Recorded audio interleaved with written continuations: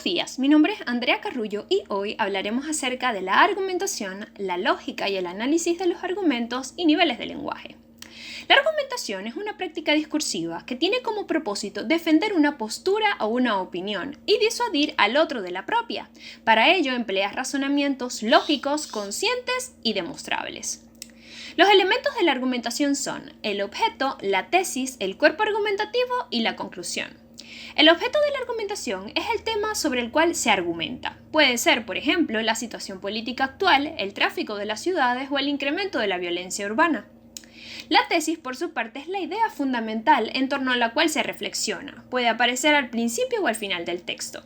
Ha de presentarse clara y objetivamente. Puede encerrar en sí varias ideas, aunque es aconsejable que no posea un número excesivo de ellas, pues provocaría confusión en el receptor y la defensa sería más difícil.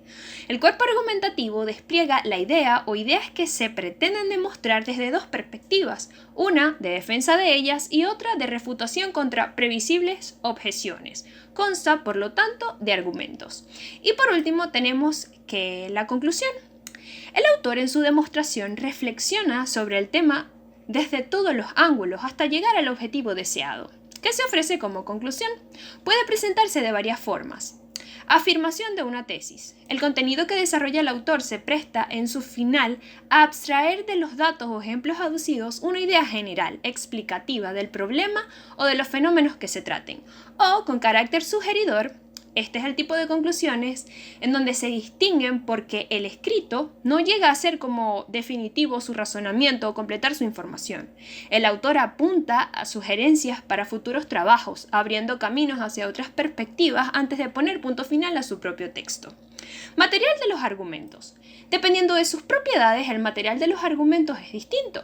Según su capacidad de persuasión, es decir, según qué tanto convenzan al otro, podemos hablar de argumentos débiles, es decir, fáciles de rebatir, argumentos sólidos, difíciles de rebatir, o argumentos irrefutables, imposibles de rebatir.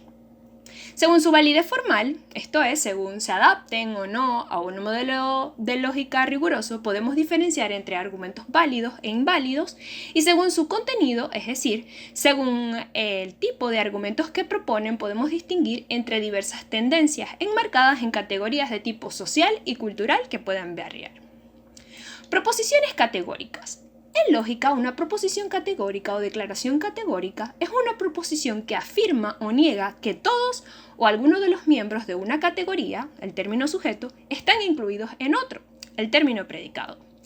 La forma general en toda proposición categórica es la siguiente: cuantificador más sujeto más cópula más predicado, donde el cuantificador determina si la proposición se refiere a todos los sujetos de un conjunto, una parte de ellos o solo a un elemento del conjunto. El sujeto es el conjunto o subconjuntos de individuos o cosas de los que trata la proposición. La cópula, es decir, el lazo, es el verbo que une al sujeto con el predicado. Tiene la doble función de llevar a cabo esta relación y de hacer posible el enunciado. Y el predicado, que es lo que afirma o niega del sujeto. Por ejemplo, todos los hombres son mortales, donde decimos que todos es el cuantificador, los hombres es el sujeto, son la cópula y mortales el predicado. Cantidad y cualidad. En cuanto a la cantidad, las proposiciones categóricas pueden ser universales, particulares o singulares. Son universales cuando se refieren a la totalidad del conjunto de los sujetos. Son particulares cuando se refieren solo a una parte del conjunto de los sujetos y singulares cuando se refieren a solo un miembro específico del conjunto de los sujetos. En cuanto a la cualidad, las proposiciones categóricas pueden ser afirmativas o negativas. Son afirmativas cuando el predicado asigna al sujeto alguna característica o cualidad. Por ejemplo, es estudiante, son voladoras. Son negativas cuando el predicado niega al sujeto la característica o cualidad. Por ejemplo, no es estudiante o no son voladoras. Los términos. En una proposición categórica, los dos términos, que serían el sujeto y el predicado, pueden ser clasificados como distribuido o no distribuido. Si todos los miembros de la clase del término se ven afectados por la proposición, esa clase es distribuida. De lo contrario, es no distribuida. Por lo tanto, toda proposición tiene una de 4 posibles distribuciones de términos. Modelos de las proposiciones categóricas. Las proposiciones categóricas pueden ser clasificadas en función de su cualidad y cantidad y de su distribución de términos. De la combinación de estas categorías se obtiene lo que se conoce como las 4 formas clásicas de las proposiciones categóricas. Usando S y P como símbolos, estas son: universal afirmativa, tipo A, la representación sería todo S es P. Por ejemplo, todos los poetas son filósofos. Universal negativa, tipo E. La representación sería ningún S es P, es decir, un ejemplo de este sería ningún poeta es filósofo. La particular afirmativa, que sería de tipo I, la representación es algún S es P, por ejemplo, algunos poetas son filósofos, y la particular negativa sería tipo O y la representación es algún S no es P, ejemplo, algunos poetas no son filósofos. Los nombres de las categorías A e I han sido tomadas del vocablo latino afirmo, que significa afirmo, es decir, la A y la I, mientras que la E y la O son tomadas del vocablo latino nego, que significa niego. Estas vocales designan las proposiciones negativas universales y particulares.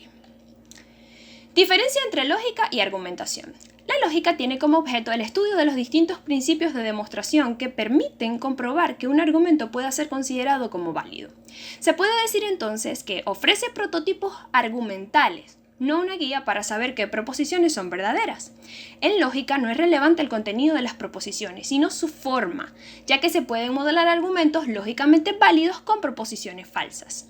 Las formas solo te indican cómo han de comportarse los argumentos si la situación se sigue necesariamente de las premisas. Por su parte, la argumentación tiene como finalidad la demostración y la persuasión, utilizando argumentos racionales que se fundamentan en hechos y argumentos afectivos, que permiten defender una postura u opinión y disuadir al otro de la propia. Explicar y fundamentar. Se denomina explicar a la transmisión de conocimientos a terceros para que sean aprendidos y atendidos. Esta tarea implica que se puntualicen las relaciones causales y los efectos que conllevan, de modo tal que el receptor de la información pueda asimilarla de modo más fácil. Por su parte, fundamentar es partir de una serie de principios iniciales para elaborar, establecer o crear algo. Es necesario analizar los argumentos para poder determinar su veracidad.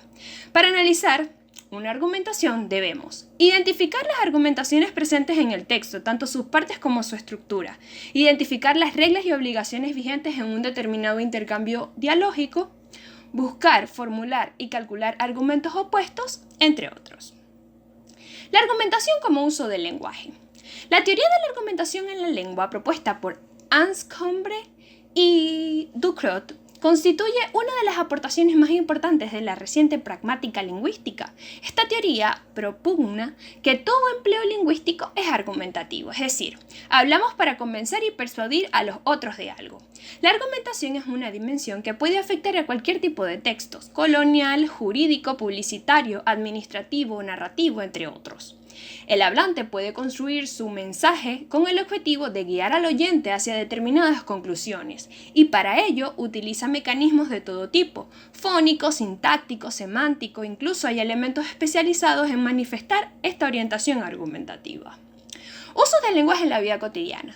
El principal uso del lenguaje en la vida cotidiana es comunicarnos con otras personas. Somos seres sociables y a través de él podemos relacionarnos con los demás, intercambiar información, expresar nuestros sentimientos, estados de ánimo, hacer preguntas, dar órdenes o recomendaciones y enunciar proposiciones. Niveles de lenguaje. Uso y mención. Usamos el lenguaje cuando nombramos entidades extralingüísticas, es decir, cuando mediante el lenguaje nos referimos a entidades reales o propiedades de estas entidades. Por ejemplo, el caballo de San Martín era blanco. Estamos haciendo uso del lenguaje porque nos referimos a un ente de la realidad, es decir, a un caballo. También nos estamos refiriendo a quien pertenecía a dicho ente, es decir, a San Martín, que es un ente real, y hacemos referencia a una propiedad, la de ser blanco. Mencionamos el lenguaje cuando el enunciado se refiere a objetos lingüísticos o propiedades predicables del propio lenguaje. Por ejemplo, el caballo de San Martín era blanco es una oración verdadera. En este caso no nos estamos refiriendo al caballo, sino que estamos hablando acerca de la oración en sí. El lenguaje objeto y el metalenguaje. El lenguaje objeto es el lenguaje con el cual hablamos acerca de algo. Por ejemplo, los cuerpos son pesados. En esta oración estamos haciendo uso del lenguaje. Mientras que el metalenguaje es aquel lenguaje con el cual hablamos acerca del lenguaje objeto. Son expresiones lingüísticas que hablan de otras expresiones lingüísticas. Por ejemplo, los cuerpos son pesados es una oración bimembre, es decir, tiene sujeto y predicado. En esta oración estamos haciendo mención del lenguaje. Muchas gracias.